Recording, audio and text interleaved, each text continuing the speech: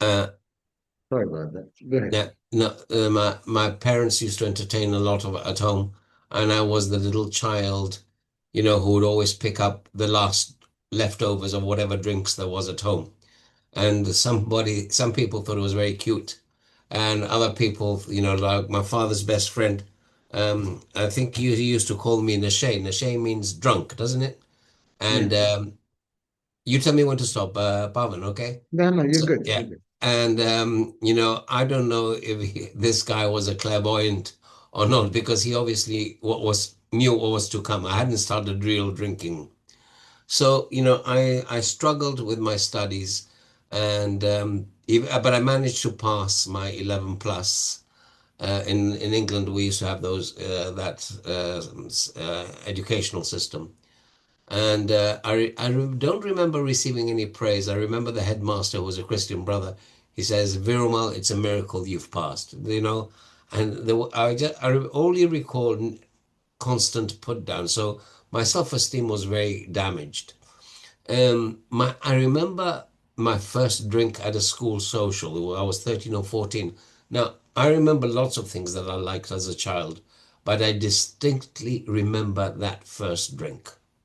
When that first drink went down my throat, down my esophagus, and hit the pit of my stomach, for the first time in my life, I felt like I thought normal people felt.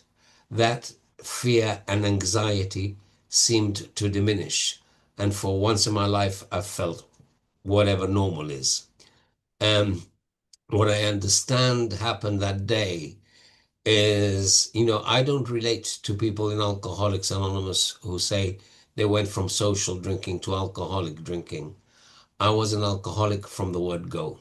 And how do I know that? Because every time I ingested alcohol, I drank compulsively and obsessively, from the word go, and I would always, 9 times out of 10, I would always end up intoxicated, regardless of whatever I drank. Now after having come to Alcoholics Anonymous, I know that we have a physical allergy and a mental obsession, that despite my best efforts, my mind would always say this time it will be different. In the big book, it says the great obsession of every abnormal drinker is that someday, somehow, he will be able to control and enjoy his drinking. Many pursue it to the gates of insanity or death. And I pursued that till the very end. You want me to stop there? Yeah, please, if you could. Thank you. Yeah. Um, మిత్రులారా ఇందాక ఒక విషయం అనువదించడం మర్చిపోయాను.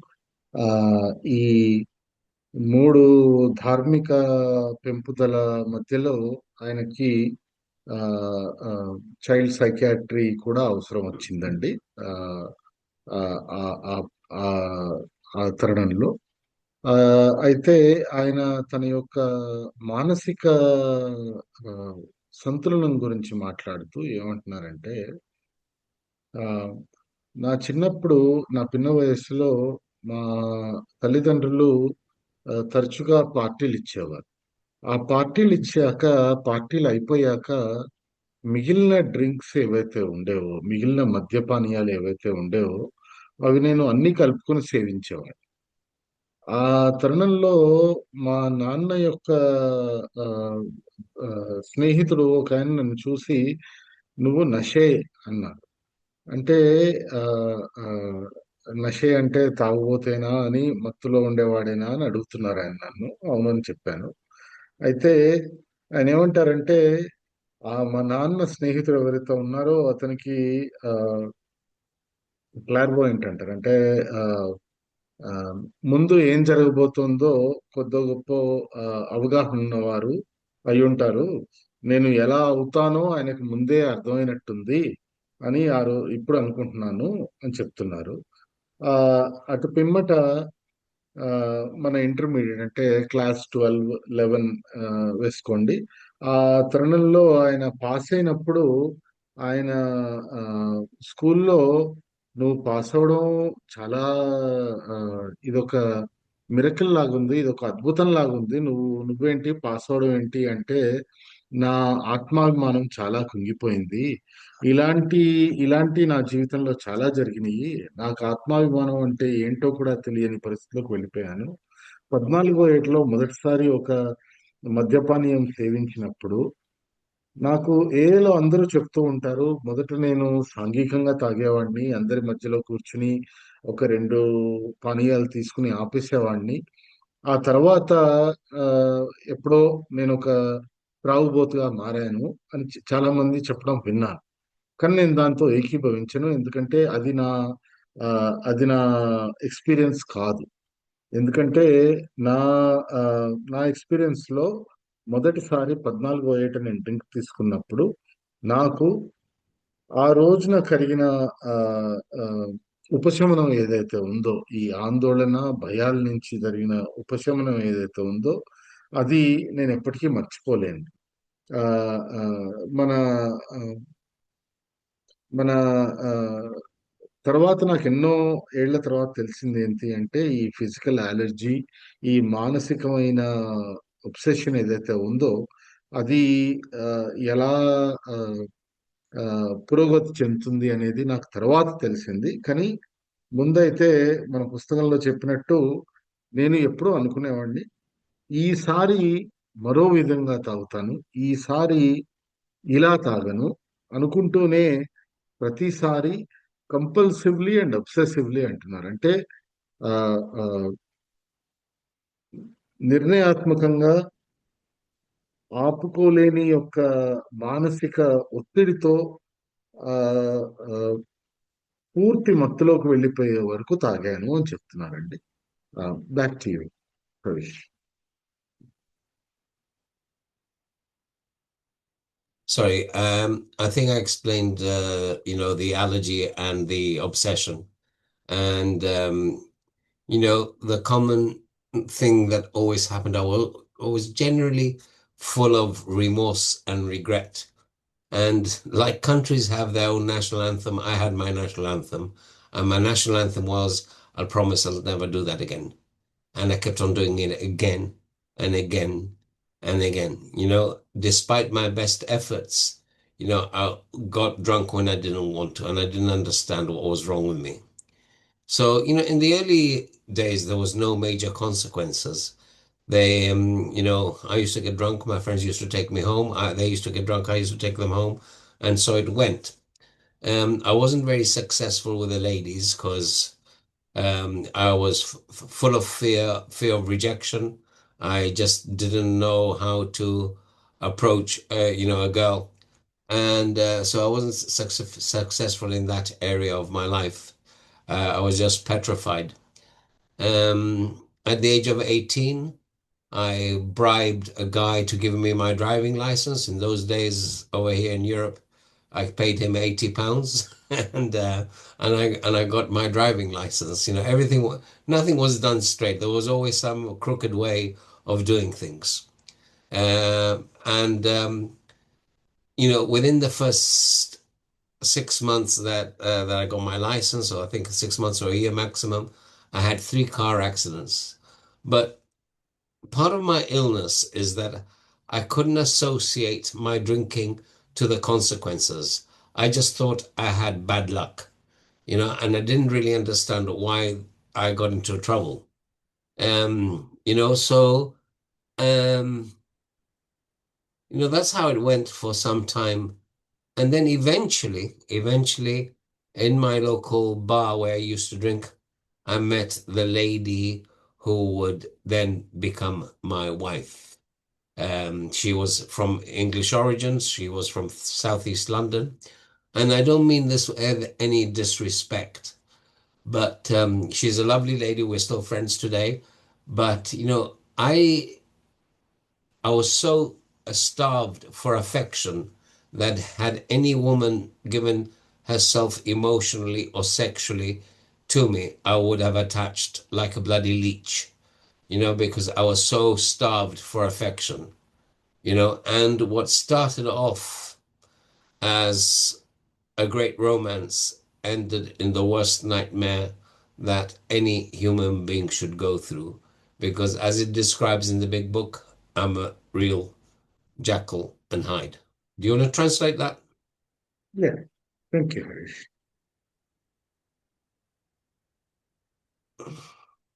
Okay. ఆహ్, so, నా త్రాగుడు ఏదైతే ఇలా పురోగమనం చెందుతున్నప్పుడు నాకు ఎప్పుడూ కూడా ఒక బాధ, నిస్పృహ అంటూ నన్ను వెంటాడేది. ఏమని అంటే ప్రతిసారి తాగి పడిపోతున్నాను. పడిపోయే వరకు తాగుతున్నాను. ఇలాంటి క్రమంలో కొన్ని దేశాలకి రాష్ట్రీయ గేయాలుంటాయి. ఆహ్, అలా నాదొక గేయం ఉండేది. ఏమని అంటే, ఈరోజు నేను పడకూడదు. ఇదొక్క గేయం అలా నాకు నేను చెప్పుకునేవాడిని కానీ అదెప్పుడు పనిచేసేది కాదు నాకు. ఈ ఈ ఆహ్, ఆహ్, ఈ తరుణంలో ఎలా జరిగింది అంటే పిన్న వయస్సులో అయితే నేను పడిపోయినప్పుడు నా స్నేహితులు నన్ను ఇంటికి తీసుకెళ్ళడము, లేకపోతే వాళ్ళు పడిపోతే నేను వాళ్ళని ఇంటికి తీసుకెళ్ళడము, ఇది చాలా చిన్న విషయాలుగా భావించేవాడిని. అలా ఆహ్, ఆహ్, అలా జీవితం గడుస్తున్న కొద్దీ నాకు ఆహ్, నా నా తోటి వయసులో వాళ్ళు అమ్మాయిలతో కలిసి తిరిగినా, లేకపోతే స్నేహం చేసినా నాకదేది నాకు పనిచేసేది కాదు. ఎందుకంటే, వాళ్ళ దగ్గరికి వెళ్లి మాట్లాడడానికో, లేకపోతే వాళ్ళతో కూర్చోవడానికో నాకు ధైర్యం చాలకపోయేది.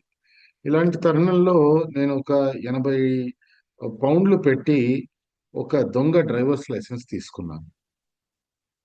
ఇందులో కూడా మీరు గమనించాల్సిందేందంటే, నా జీవితంలో ఏది కూడా నేరుగా న్యాయబద్ధంగా నిజాయితీగా నాకు ఎలా చేయాలో తెలీదు. దీంట్లో కూడా ఈ డ్రైవర్స్ లైసెన్స్ కూడా లంచం ఇచ్చే నేను డ్రైవర్స్ లైసెన్స్ పొందిన తరుణంలో 6 నెలల్లో 3 సార్లు యాక్సిడెంట్‌లయినాయి. అయితే ఆహ్, ఆహ్, ఈ యాక్సిడెంట్‌లు ఎప్పుడు కూడా నా తాగుడుకు సంబంధించి, నా తాగుడు మూలాన అయినయి అని చెప్పి నేనెప్పుడు అనుకోలేదు. ఇవి జరిగినయే అనుకున్నాను. ఆహ్, 24 ఏట నాకు నేను మొదటగా పెళ్లి చేసుకున్న నా భార్య నాకు దొరికింది. ఆవిడ ఇంగ్లీష్ ఆరిజిన్ అంటే యూకేకి చెందిన ఒక యువత. ఆహ్, నేను ఆవిడ పట్ల ఎటువంటి ఆహ్, ఆహ్, ఆహ్, డిస్‌రెస్పెక్ట్ అని ఆమె పట్ల ఎటువంటి డిస్‌రెస్పెక్ట్ లేకుండా చెప్తున్నానండి. ఇది ఆమె కాదు. ఆ తరుణంలో ఎవరున్నా కానీ, నేను ఉన్న పరిస్థితిలో, నేనున్న భావోద్వేగాలతో నన్ను ఎవరు ప్రేమించరు. నాకు ప్రేమ లేదు. నాకు నన్ను పట్టించుకునేవారు లేరు. ఉన్న భావనలో ఉన్నప్పుడు ఆవిడే కాదు, ఎవరు వచ్చి పట్టుకున్నా గానీ నన్ను నేను వాళ్ళకి అలా అతుక్కుపోయేవాడిని అని చెప్తున్నారండి. Back to you Harish.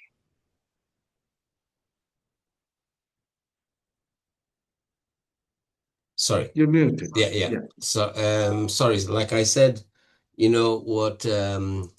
what was supposed to start like a great romance ended up in the worst nightmare because, like it describes in the big book, I was real Jekyll and Hyde. I would be Jack the lad in the pub, and at home I would be a bloody terror. My personality was not very nice when I was under the influence of drink. I could be really funny, Harish would be joking or dancing, or I could become very violent too. And I'm not going to go into every single war story, but there's two things that always stick in my mind's eye. I think Bob can probably tell my story. He's heard me so many times. But, you know, when I pick up the first drink, anything can happen. Anything can happen. And that's exactly what happened. Because once I pick up a drink, I can't consistently predict what's going to happen. And one of my drunks, I had my 4-year-old daughter hanging out of a 4-story balcony. I could have killed that child and not known about it, in a blackout. And then with my wife living, in the big book on page 82, I think it is, it says the alcoholic is like a tornado running through the life of others. What makes me a pathetic alcoholic, active alcoholic, is that my primary relationship is with alcohol and not with a human being. As much as I said I love my kids and I love my wife, alcohol came first. And I was like a bull in a china shop. I destroyed every relationship I came into contact with. Not because I'm a bad person, but I was a very sick person and I didn't know that at the time. So, so much so that I think the end of 1985, beginning 1986, um, my wife tried to commit suicide because living with me was unbearable. Bill W. writes that anybody who lives with an alcoholic is mentally, emotionally, and spiritually sick too. It's impossible to live with somebody like me and remain healthy, So because well, at least I don't know about you guys, but I had everybody like an emotional yo-yo. They didn't know which Harish was going to come home. Was it going to be funny Harish or angry Harish or, they didn't know. I was not very predictable. Um, so when my wife tried to commit suicide, I had an interview with a psychiatrist, and the psychiatrist said, I begged my wife, please don't tell the psychiatrist what I do when I'm drinking. And in fact, I don't think my drinking was mentioned at all. And I said, I promise I won't drink no more whiskey because I thought whiskey was the problem. So I drank something else, but I just finished just as intoxicated. I can't remember if it was gin or beer or whatever it was. And when the psychiatrist asked me what I thought was wrong in the fellowship and the relationship, I just told him, look, we're not having that much sex. I'd never mentioned my behavior. I never mentioned my drinking. I tried to avoid, the subject of my drinking. I don't think I did that consciously. I think it was just naturally, because the primary symptom of alcoholism is denial and also lack of knowledge of what the illness was about. Okay, so the psychiatrist suggested that my wife take a break from me and go to England and with her parents. And during this month, I my illness is such that I can't see past my nose. Rather than feeling sorry for her, I was feeling sorry for myself because I was alone. So I used to suffer great bouts of self-pity, and after work, I would come home and play the sad romantic songs, and I would drink some whiskey. Then I would rewind. In those days, it was cassettes, so I would rewind the cassettes and then drink more whiskey and feel sorry for myself. It seemed like a perversity that I liked to enjoy the self-pity, you know. And I really didn't know what I was doing. I really didn't know what I was doing. Couldn't see the damage I was doing to others. So I'll tell you a little bit more and then I'll stop and then you can translate. My wife eventually came back under the psychiatrist's suggestion, and we were supposed to start the romance again. I was still quite young. I was still 26, 27 years old. So she came back, and the first day that she came back, we all got dressed up to go out for a nice meal. There was another couple of friends of mine. We went out to a discotheque. Oh, sorry, we went out for dinner. We went to a discotheque. And the last thing I remember, this is after a month away, which was supposed to be a romantic evening. I remember having punched the bar, one of the barmen at the discotheque, and then I did my usual number. I passed out. They threw me in the back of the car, and and then she shouted out Gibraltar is a very small town, and she shouted out in the main street at 3 or 4 o'clock in the morning. I'm not going back with that effing animal. I'm not going back with that effing animal. Because that is what I had become. And those words became very etched in my mind. I'll stop there so you can translate. Yeah.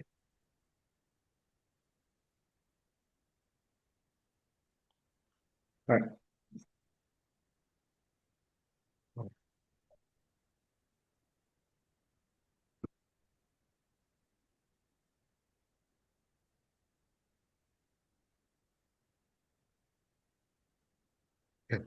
ఆ, నేను పెళ్లి ఆ, చేసుకున్న ఇందాక ప్రస్తావించాను. ఆ తరుణంలో ఆ, మన పుస్తకంలో చెప్పుకున్నట్టు నేను ఎప్పుడూ ఒక జెకిల్ అండ్ హైడ్, అంటే ఆ, ముందొక రకం వెనకో రకం.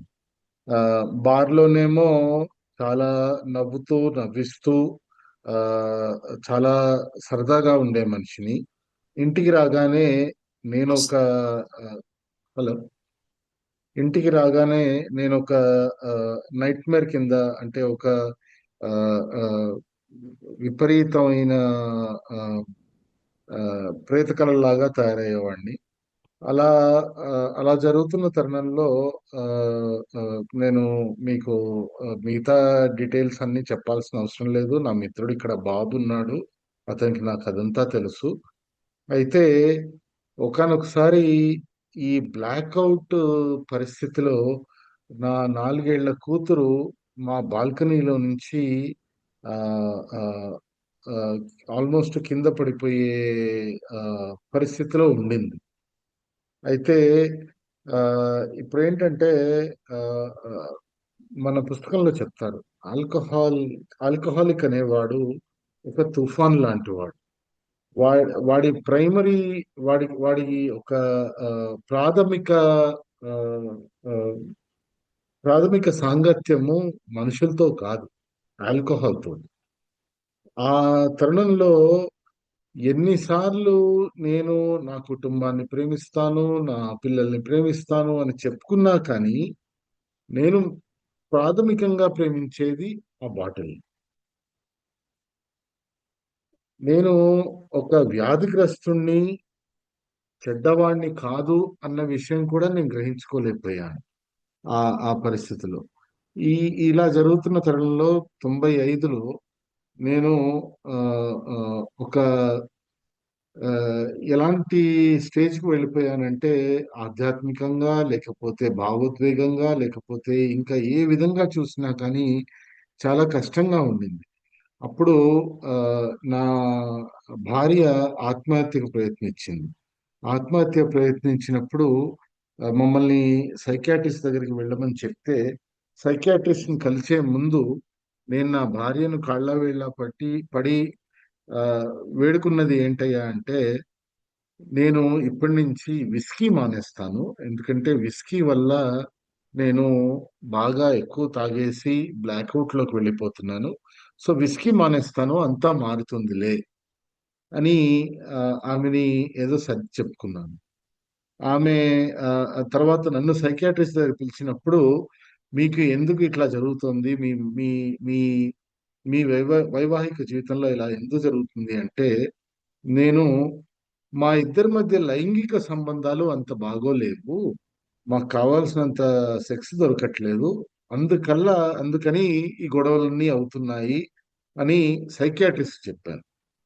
సైకియాట్రిస్ట్ ఇవన్నీ విని, కొన్ని రోజులు మీరు సపరేట్ గా ఉండండి అమ్మా అని చెప్పాడు. అయితే నేను ఇది అదనుగా తీసుకుని, నా భార్య నన్ను వదిలేసి వెళ్ళిపోయింది, నేను ఇంకా గట్టిగా తాగాలి, ఇంకా బలంగా తాగాలి అని చెప్పేసి, ఆ రోజుల్లో సీడీలు లేవు, క్యాసెట్ ప్లేయర్లు పెట్టుకుని పాత ఆ, బాధ బాధ బాధాపీడితమైన పాటలు వింటూ ఇంకా ఎక్కువ తాగేవాడిని. ఈ తరుణంలో ఆ, అంటే బేసిక్ గా ఆ కాలం అంతా ఒక స్వీయ జాలి అనే సముద్రంలో మునిగిపోయాను తప్ప, నాకు ఇంకా ఏం జరుగుతుంది, నా పక్క వాళ్ళు ఎట్లా ఉన్నారు అని పట్టించుకునే పరిస్థితిలో నేను లేను. ఆ తర్వాత ఆ, ఆవిడ ఆ, నా 26, 27 ఏట, అంటే ఇంకొక 4 ఏళ్ల తర్వాత అవి తిరిగి ఇంటికి వచ్చింది. ఇంటికి వచ్చినప్పుడు చాలా సంతోషంగా అనిపించి, ఆ, మేమిద్దరము మంచి బట్టలు ధరించి మేము ఆ, ఆ, ఒక డిస్కోకి వెళ్ళి అట్నుంచి ఆ, ఒక డిన్నర్ చేద్దామని అనుకున్నాం. ఇలా అనుకుని మంచి ఉద్దేశాలతో బయలుదేరిన నేను ఆ రోజు రాత్రి ఆ, గడిచే వరకు అక్కడ బార్లో ఒక ఇద్దరిని కొట్టి, ఆ, వాళ్ళందరూ నన్ను ఆ, ఆ, పట్టి ఒక కారులో వెనక సీట్లో పడేసే వరకు నేను ఆగలేదు. అది ఎలా జరిగిందో నాకు ఇప్పటివరకు గుర్తులేదు. కానీ నాకు గుర్తున్నది మాత్రము, నేను ఈ ఆ, ఒక ఆ, గట్టి పదం వాడారు. ఆ, ఆ, నేను ఆ, ఆ, నేను ఇతని దగ్గరికి తిరిగి రాను అని చెప్పేసి గట్టిగా అరుస్తున్న ఆ, ఆ, ఆ, శబ్దాలు మాత్రమే వినబడుతున్నాయి తప్ప నాకు ఇంకేమీ గుర్తులేదు. ఆ రోజు రాత్రి కొట్టింది గుర్తుంది. తర్వాత నా వెనకాల ఒక ఆవిడ, నేను వీడి దగ్గరికి మళ్ళీ రాను అని గట్టిగా అరుస్తున్నదే గుర్తుంది. Back to you, Harish. So this is coming towards the end of my drinking story. After that, I had never been unfaithful to my wife till that point. And because things were so cold at home, and one night we was out with friends, drinking, and somebody suggested to go to a prostitute. So I went to a prostitute, and in the blackout, I came back home and I told my wife, please hug me. And then I told her to explain what I did with the prostitute in detail. And that was the last nails in the coffin. I mean, I don't remember anything of this, that because I was in blackout. So in the summer of 1986, eventually, what had happened was that I was found out that my wife was having an affair with a guy I used to hang around with. Well, you could say he was a good acquaintance, but I found out. And to cut a long story short, there was an incident with with knives, and my wife tried to cut her wrists with a blade, and she that evening she ran away from home.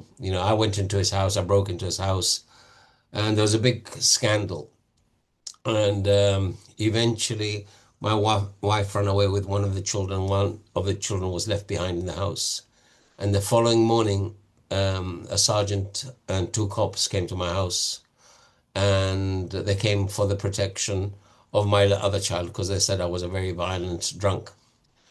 And I felt totally humiliated because my family were not the type of family who got in trouble with the law. We were business people. And the other humiliating fact was that the building where I used to live was the people I used to do business with. So I didn't know what to do. And funnily enough, a friend of mine arrived from London, and I didn't want to see a psychiatrist or psychologist in Gibraltar because then everybody was going to know I was nuts. Probably everybody knew except me, but uh, he said, "Well, let's go to London and we'll see a psychologist." So I went to London and saw a psychologist, and by this time I was riddled with emotional pain. I was riddled with guilt and shame, and the actual fact that my secret was now out.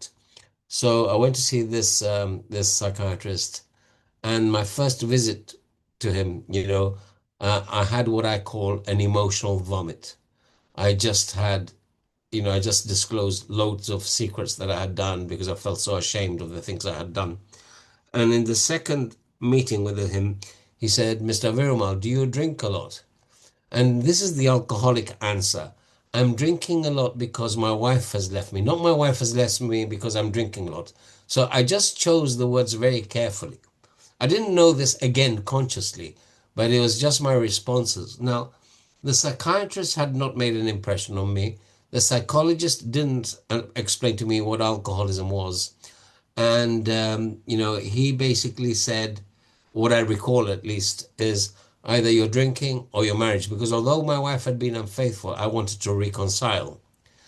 And that's what I understood from him. And then I told him I wanted to be back in Gibraltar for the 14th of September, because 14th of September 1986 was hopefully my last drink. That's just over 39 years ago. So, and I haven't had a drink since. But my how do you call it? The psychologist suggested I go to my GP in Gibraltar and get a prescription for antibuse. And I went to Gibraltar and that I told my wife the psychologist told me I've got a drinking problem, and she says, "Yes, but you're drunk." And I said, oh shit. I didn't know what the answer to this problem was, because I thought that maybe, could get away with one or two drinks. I thought when I came to AA, I thought you guys were going to show me how to have a couple of drinks but not have the consequences. That's what I was hoping for. So, I went to see my GP and I told him my trouble. I was no longer in denial. I was honest with him. And he says, Harish, why don't you go to a meeting of Alcoholics Anonymous? And I felt really insulted because, I was 27 years old. I had preconceived ideas of what an alcoholic was. So he says, because if you want to drink, you're not going to take the antabuse. So I was in so much emotional pain that I conceded to meeting one of you guys on a one-to-one, but I wouldn't go to a meeting. So somebody called me up and said, I told him we'd meet at the Angry Friar, which is a pub. I thought we'd have a pint and, like talk about this. And he waited for me. It wasn't difficult to identify me because I told him I was Indian. And he said, we're not going here. We're going to cross the road. And the guy, which was King's Chapel, and when the guy started talking to me, I thought, sorry, I'm going to swear a bit. I thought, this bastard has been speaking to my wife because everything he's saying, he and he, I've done, so like he must have been speaking to my wife. How can he know all these things? So the point of identification was immediate. Now, this man was not an educated man. He was not a psychologist or psychiatrist, but he made a real big impression on me because of the identification. And he told me three simple things. So remember that when I first came in here, I was practically illiterate. He told me three simple things. Harish, if you don't pick up the first drink, you don't get drunk, come to meetings and ask for help. Now, you've got to understand that the AA that I sobered up in was in 1986. There was nobody with any sobriety. Not much of the literature was read. Nobody knew about the steps. So I am one of these guys who went through the scenic route instead of the direct route of sobriety. You know what I mean? It took me, but the thing was, old timers would tell me, how are you, Harish? And I would say, I'm fine. And then I would go home, put the covers over my head and cry like a little child because the emotional pain was still there. Thankfully, the obsession to drink had left when I came into Alcoholics Anonymous, but the emotional damage of what I had done was still very present. In chapter 11 of the big book, it says, in A Vision for You, it says, there comes a point in time in the life of the alcoholic where he cannot see life with alcohol or without it. He's at the jumping off place. And the only time I tried to take my life, or more, it was not suicide, but a cry for help, was in sobriety, not when I was drinking, And, you know, the last few months of my drinking, I was just had constant fear, a feeling of impending doom. And my early sobriety was very much like that. I couldn't tell you, my pride wouldn't let me tell you, hey, listen, I'm hurting. Yeah. So, had a lot of big resentments, and people used to, I couldn't understand the language of Alcoholics Anonymous. I didn't understand let go, let God, hand it over, pray for the people you resent.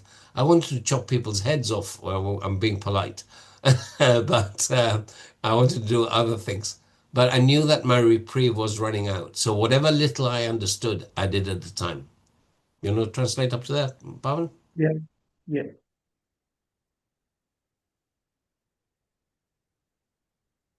Right.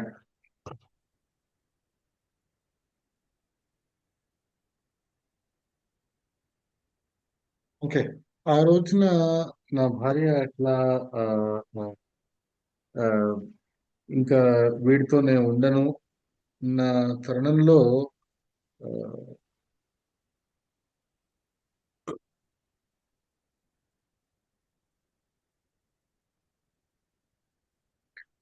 So, తర్వాత ఇలా తాగుతున్న తరుణంలో నేను నా స్నేహితులతో ఒకసారి బయటికి వెళ్ళినప్పుడు తాగటానికి స్నేహితుడొక్కడు ఏమి సజెషన్ ఇచ్చాడంటే, "ఒరేయ్! అక్కడ ఒక వ్యభిచారిణి ఉంది.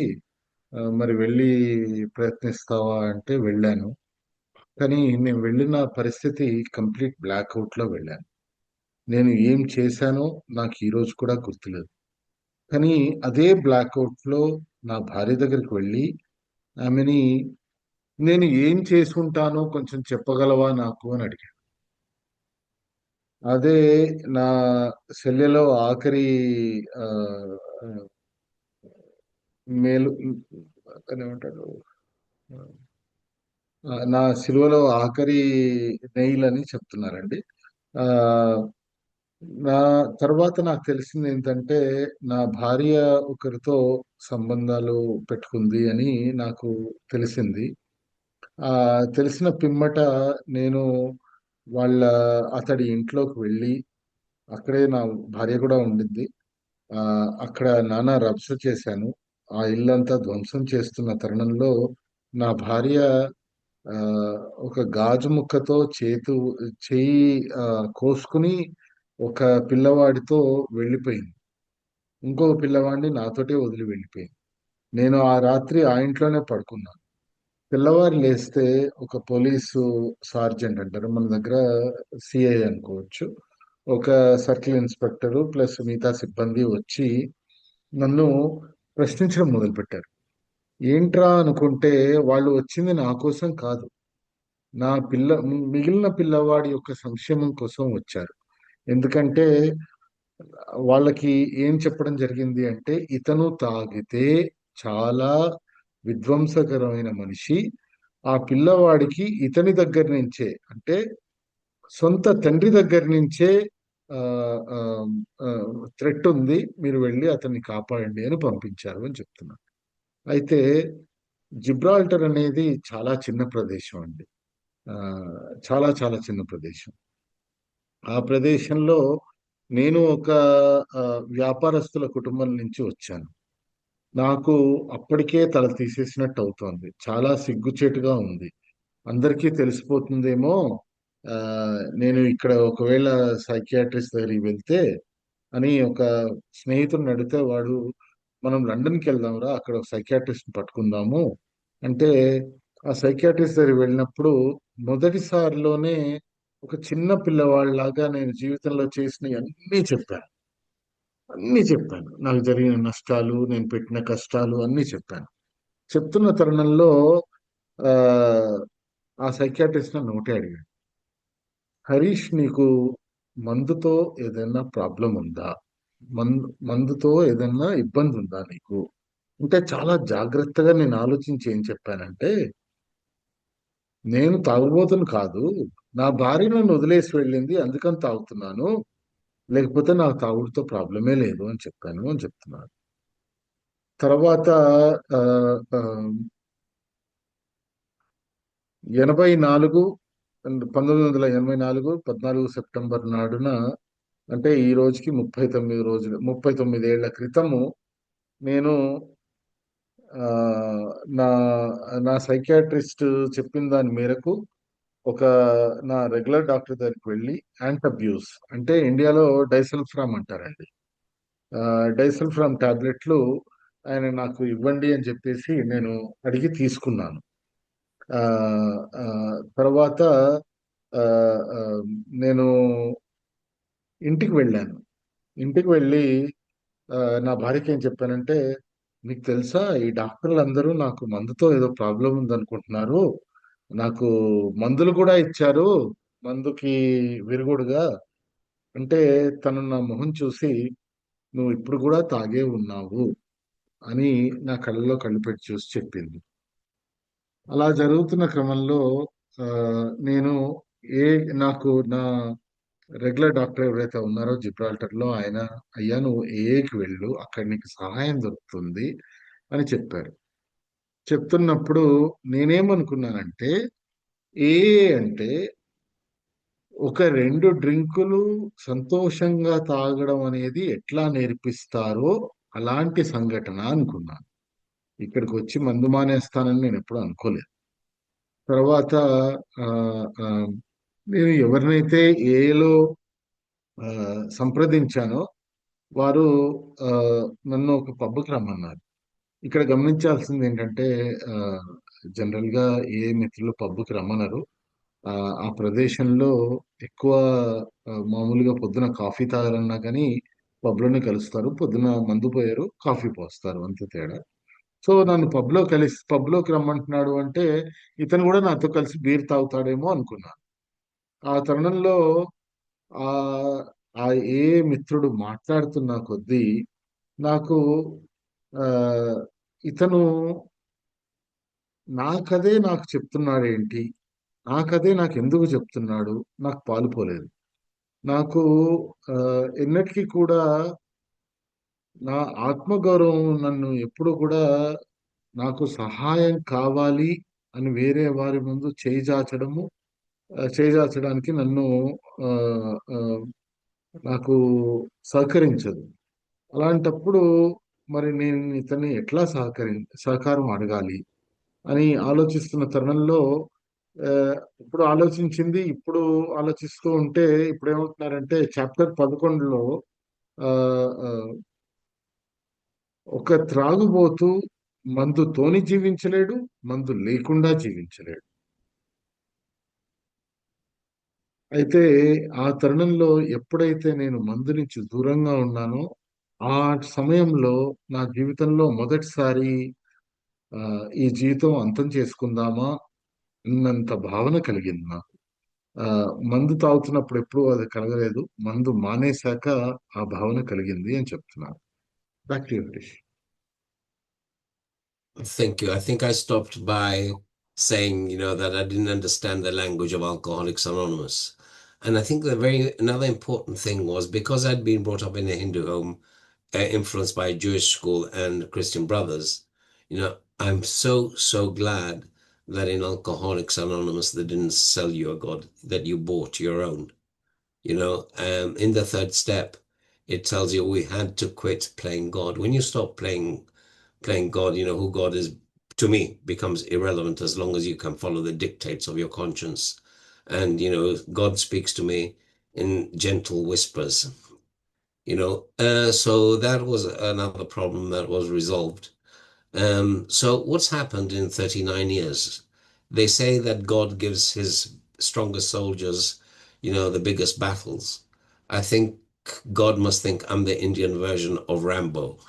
And because I'm not saying I'm different or special, but since my sobriety, I've had 7 of my brothers die, mainly, not all of them, but mainly through addiction. Some committed suicide, some of cirrhosis.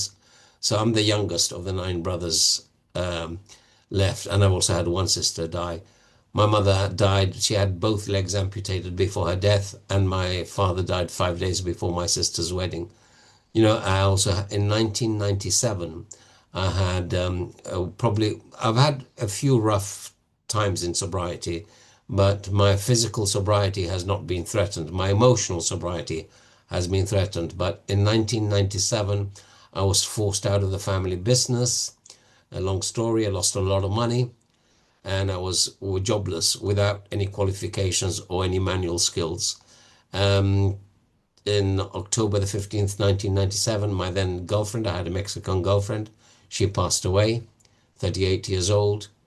After that, I was misdiagnosed with hepatitis C, and then I was told that my eldest daughter had been sexually abused by the stepfather. So all this happened within a period of 10 months. And a lot of people thought that my sobriety was precarious. But I learned one thing from the meetings from early on. They used to tell me in the big book, wife or no wife, job or no job, you can get well if you want to. And I have exhausted all the excuses to go back drinking. Because I know in my heart of hearts that if I have one more excuse to drink, I haven't taken my last drink. Because I'm not going to do the things necessary to attain and maintain my sobriety. My sobriety is not negotiable. And I belong to the club of no matter what club. So, that's on the dark side. I mean, I've had physical losses, I've had romantic losses, I have had big financial losses in my recovery, but like I said, never enough to send me back drinking. In fact, I've got a legal case now with my former employees for unfair dismissal. And life happens. Just because we get sober doesn't mean that everything is hunky dory. Life carries on being life.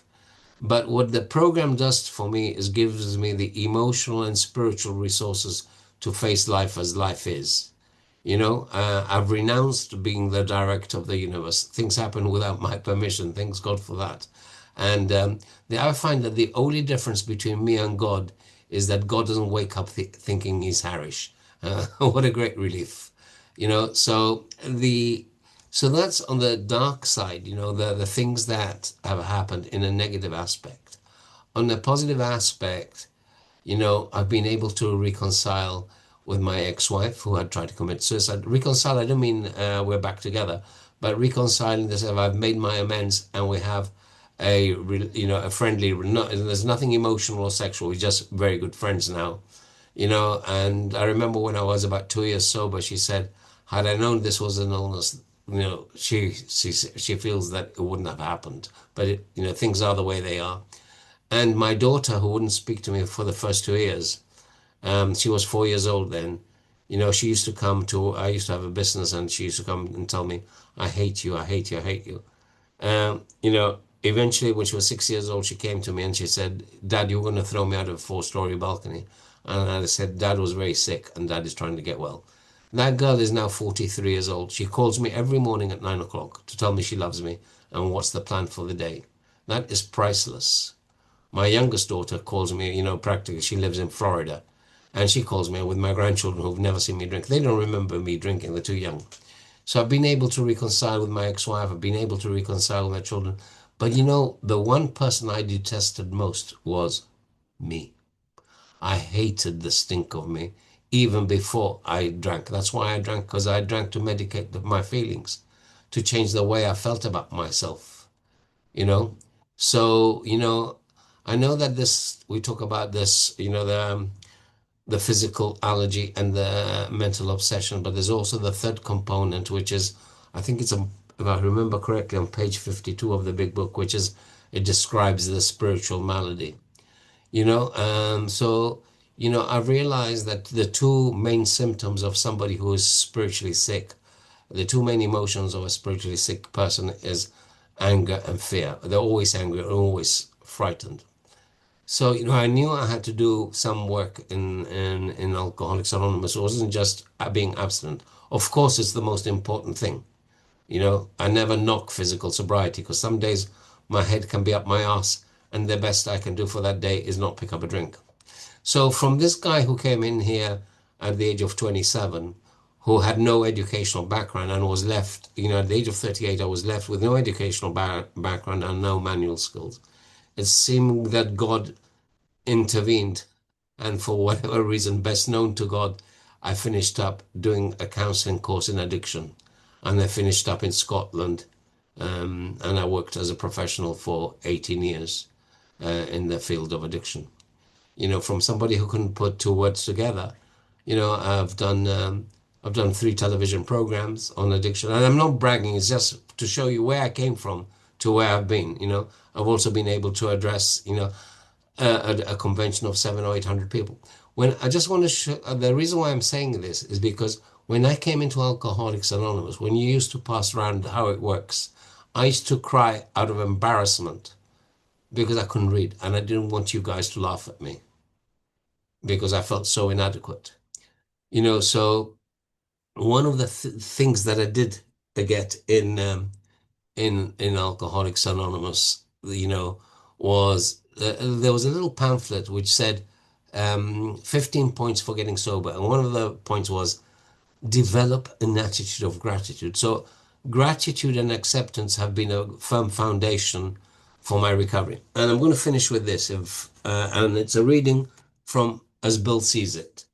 Okay, and then I'll keep my mouth shut. You've heard enough of me. Um, it says here on page 37 of As Bill Sees It, a full and thankful heart. One exercise that try, sorry, one exercise that I practice is to try for a full inventory of my blessings, and then for a right acceptance of the many gifts that are mine, both temporal and spiritual.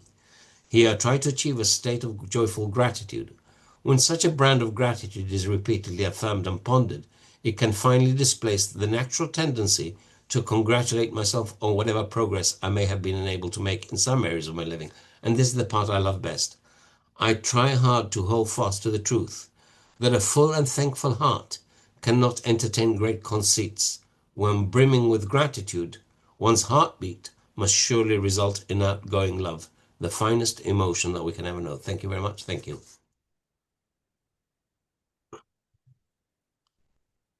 Thank you. I'll do my best to catch up and translate. Uh,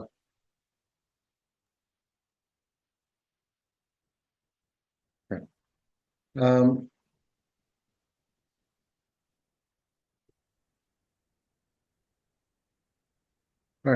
ఏలోకి వచ్చినప్పుడు నాకు మీ భాష, మీరు మాట్లాడే విధానము నాకు ఏ విధంగానూ అర్థం కాలేదు. నాకు ఆ, ఆ, నేను పెరుగుతున్నప్పుడు ఇందాక చర్చించుకున్నట్టుగా ఆ, ఆ, ఒక మూడు రకాల ధార్మిక ఆ, వసతుల్లో నేను పెరిగాను: హిందూయిజం, జుడైజం అండ్ క్రిస్టియానిటీ. నాకు అత్యంత సంతోషం కలిగింది ఏంటంటే, ఏలో మీరు రిలీజియన్ గురించి ఈ ధర్మం అని ఆ ధర్మం అని మాట్లాడారు.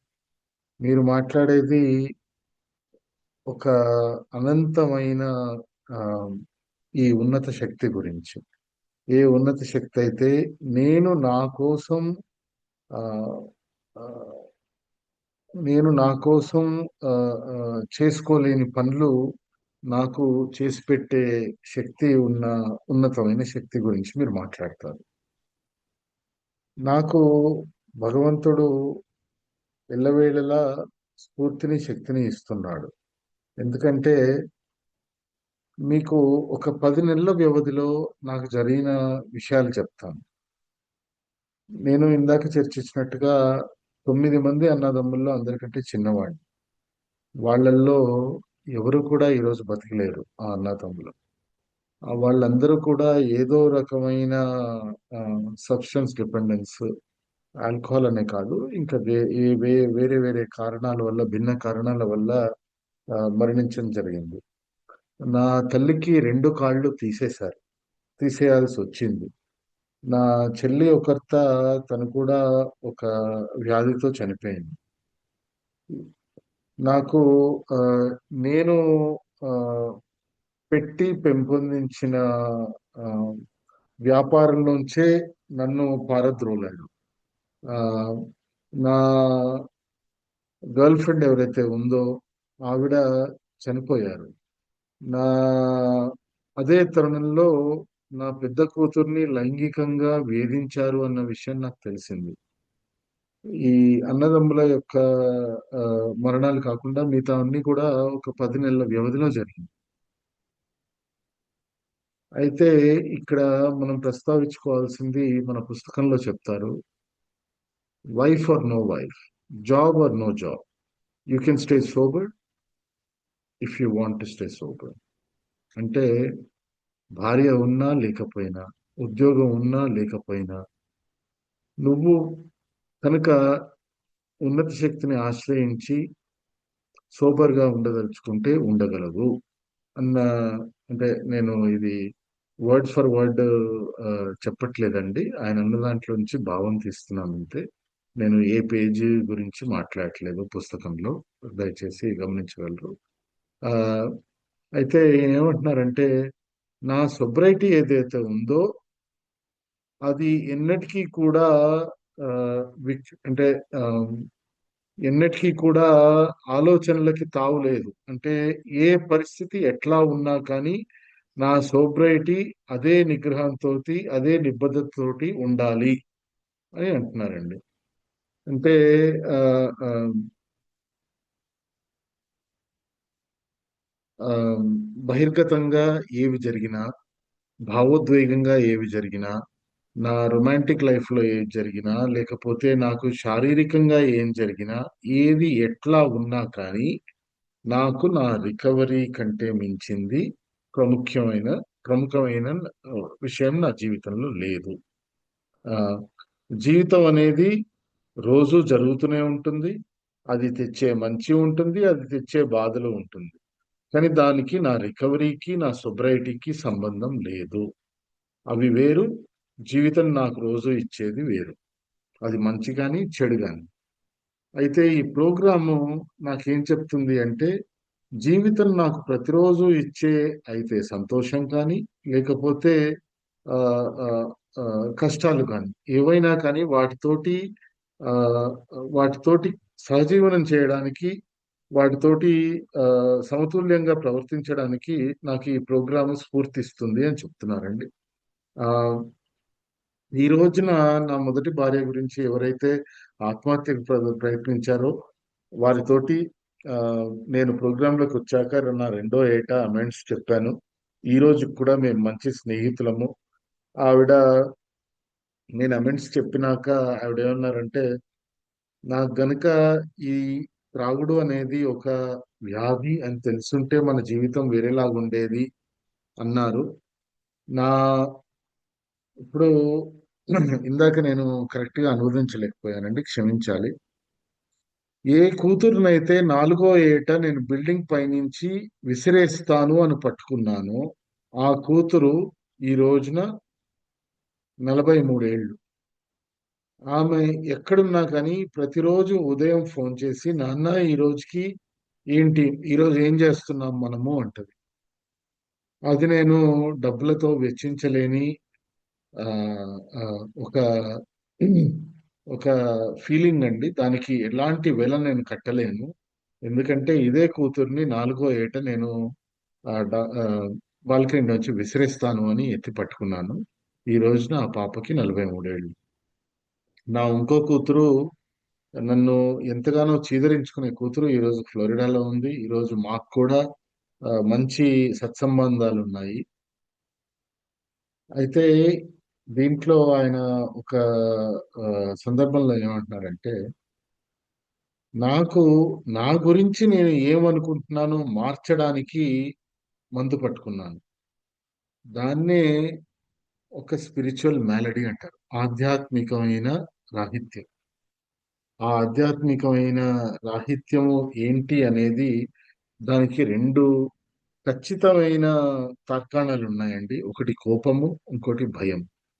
ఈ కోపము, భయము మధ్యలోనే ఒక త్రాగుబోతు జీవిస్తూ ఉంటాడు. తనతో ఉన్న వాళ్ళందరినీ ఆ కోపము, భయాల మధ్యలోనే నడిపిస్తూ ఉంటాడు. అయితే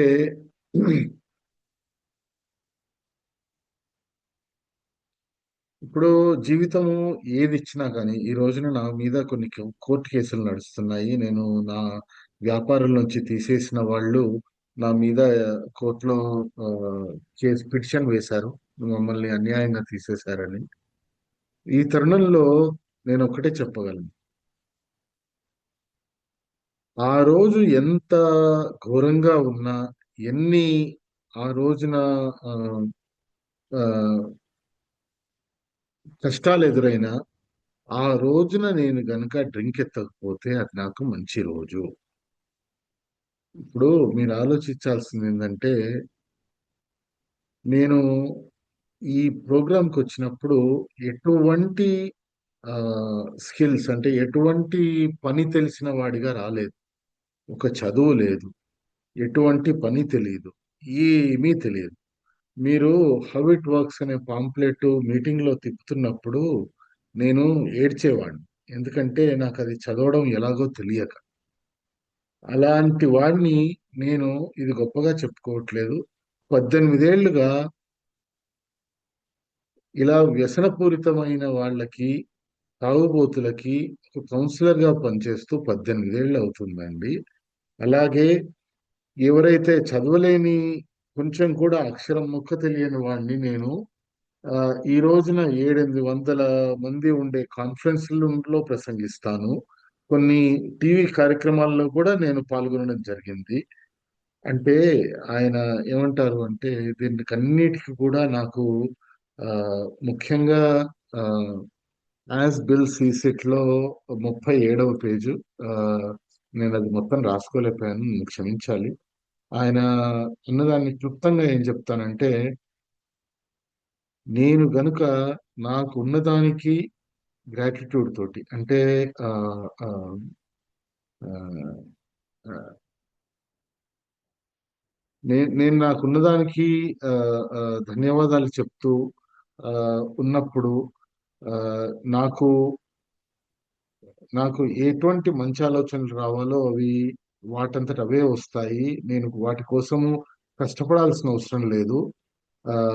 యాటిట్యూడ్ ఆఫ్ గ్రాటిట్యూడ్ అంటారండి. అంటే ఎప్పుడూ కూడా ఉన్న దానితో ఉన్నదానికి థ్యాంక్ యూ చెప్తూ ఉన్నదానికి ఆ, ఉన్న దాంట్లో సంతృప్తి తెచ్చుకుంటూ ఉన్న తరుణంలో నాకు ఎలాంటి కష్టాలు ఎలాంటి భావోద్వేగాలు లేవు అనిపిస్తాయి అని చెప్తున్నారండి అంటూ సెలవు తీసుకుంటున్నారు. Harish, do have any closing sentences that you want say or are you done? No, I'm amazed how you translate. It wasn't easy, trust me. Yeah. I'm No, learning. Uh, just thank you very much for inviting me to share. And yes, I was a bit surprised that nobody puts cameras on in this meeting. Normally in Europe, everybody's got cameras on, but it is what sure. it is. Yeah. No, it's about a little late in the day on a All right. Saturday. So yeah, yeah, that's kind of how we No, roll. Would you have time for a couple of questions if you care to address? You know, I mean, if yeah, sure. I mean, if I can right. answer them, I will. And Thank if I you. can't